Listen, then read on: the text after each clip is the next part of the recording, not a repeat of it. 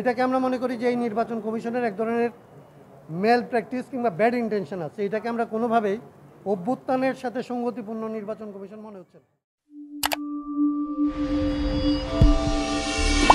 একটা গণবিজ্ঞপ্তি এর মধ্যে প্রকাশ হয়েছিল গত 10ই মার্চ। এটাতে বিভিন্ন রাজনৈতিক দলকে পুরনো আইনে, ফ্যাসিবাদী আমলের আইনে রাজনৈতিক দল নিবন্ধনের জন্য আহ্বান জানানো হয়েছে।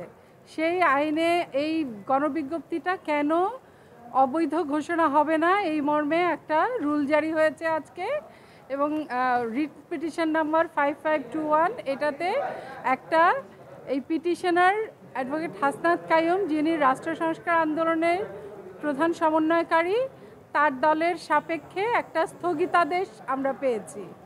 এই হচ্ছে আমাদের বর্তমান এই রিটের ফলাফল। আর এই রিটটা আমরা এই জন্য করেছি যে আমাদের সংবিধানের যে রাজনৈতিক দলের মূল সংজ্ঞা, সেই সংজ্ঞার স্পিরিটের সাথেও এই গণবিজ্ঞপ্তি বা এই পুরনো আইনটা যায় না। এমনকি নির্বাচন কমিশন সংস্কারের যে বিধানগুলো এসেছে, যে সুপারিশগুলো এসেছে, সেই সুপারিশের সাথেও এই বিজ্ঞপ্তি সামঞ্জস্যপূর্ণ নয়। আমরা এই দুইটা রুল চেয়ে এবং এই গণবিজ্ঞপ্তির স্থগিত চেয়ে আমরা রিট মামলাটি করেছি এবং রুল জারি হয়েছে। মূল আপত্তির জায়গায় দুইটা। একটা হচ্ছে যে ধরেন এইবার যে বিজ্ঞপ্তিটা হলো, এই আইনটা আসলে পিআরওতে যুক্ত হয়েছিল আর্মি ব্যাক্ট একটা নির্বাচন কমিশন দিয়ে, এবং এইটাকে পরবর্তীতে যাদেরকে আমরা ফেসিস্ট বলি সেই সরকারের আমলে তাদের যে আইনটা ছিল সেটাকে আরও কঠোর করা হয়েছিল। এইবারের যে অভ্যুত্থান, এই অভ্যুত্থানের পরে এটা মনে করা হয়েছিল যে এটা একটা ইনক্লুসিভ বাংলাদেশের দিকে যাবে। তো এইবার আইনটা যখন বিজ্ঞপ্তিটা জারি হয়েছে তখন আপনারা জানেন যে কমপক্ষে আপনার 1/3 জেলা মানে হচ্ছে 22টা জেলা, 100টা উপজেলায় এটার কমিটি থাকতে হবে। আমরা যেটা বলছি যে বাংলাদেশের আমাদের যারা হিল পিপল, আমাদের যারা অবাঙালি জনগোষ্ঠী যারা পাহাড়ে বসবাস করে, তাদের এরিয়াটা হচ্ছে কনফাইন্ড 3টা ডিস্ট্রিক্টের মধ্যে, এবং তারা 20টা উপজেলার মধ্যে বসবাস করে। আপনি যখন এদেরকে বলবেন যে আপনাকে আসলে 22টা উপজেলা আর জেলায় আর 100টা উপজেলায় কমিটি করতে হবে, তার মানে হচ্ছে আপনি এদেরকে বাংলাদেশে একদম এক্সক্লুড করে দিচ্ছেন, যে তাদেরকে কোনো রাজনৈতিক অধিকার এই বাংলাদেশেও দিচ্ছেন না।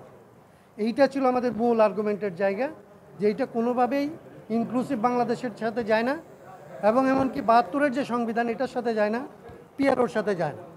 এবং ডেফিনেশন যেটা আছে বাংলাদেশের সংবিধানে রাজনৈতিক দলের যে সংজ্ঞা আছে, সেইখানে এরকম কোনো সাইজকে গুরুত্ব দেওয়া হয় না। সেখানে বলা হয়েছে যে এটার একটা ডিস্টিংটিভ আইডিয়া আছে কিনা, কিছু মানুষ এটার সাথে আছে কিনা। যে সাইজটা করা হয়েছে এটা হচ্ছে আসলে সংবিধানের স্পিরিটের পরিপন্থী। এইটা এর আগে আর্মিরা করছিল, আওয়ামী লীগ করছিল, কিন্তু এই সরকার এটা করতে পারে। এবং এই নির্বাচন কমিশন এইবারের যে রিফর্ম কমিশন হলো, সেই কাজটাকে ফ্রাস্ট্রেট করার জন্য তড়িঘড়ি করে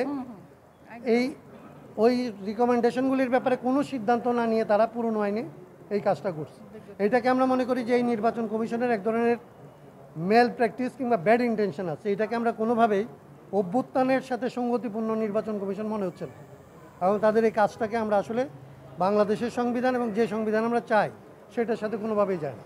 সেই জায়গাগুলি আমরা সংবিধান আলোকে আসলে আমাদের পিটিশনে বলছি। জি জি, বদিউল আলম মজুমদারের কমিশনের সুপারিশ হচ্ছে 5% উপজেলা, 10% জেলা। তার মানে হচ্ছে আপনার প্রায় 7টা ডিস্ট্রিক্ট লাগে, আর অন্তত 25টা 30টার মতো ধরেন উপজেলা লাগে। তো আমরা সেটাকেও মনে করি যে আসলে প্রপার না।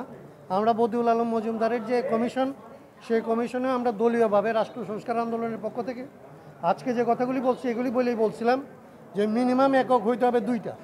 হয় আমাদের হিল পিপল পার্টি করতে পারে, এইভাবে আপনি মিনিমামটাকে দাঁড় করাবেন, অথবা তাদের জন্য রিজিওনাল পার্টি করতে পারে, সেই ব্যবস্থাটা রাখবেন।